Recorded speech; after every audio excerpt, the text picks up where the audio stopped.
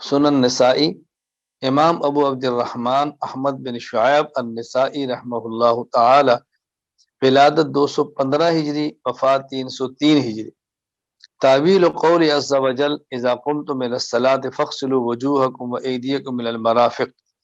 وبه قال اخبرنا قتيبة بن سعيد قال حدثنا سفيان عن الزهري عن ابي سلمة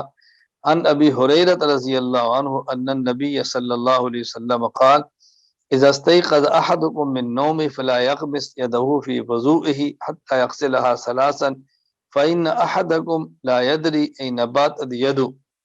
او كما قال۔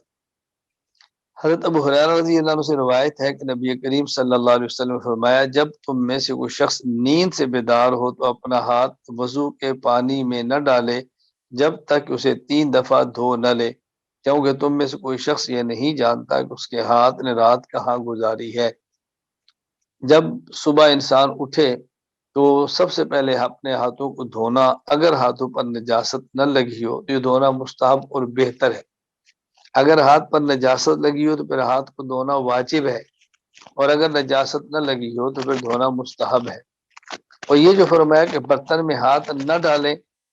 یہاں تک اس کو 3 مرتبہ دھو لیں، یہ اس وقت ہے کہ جب برتن چھوٹا ہو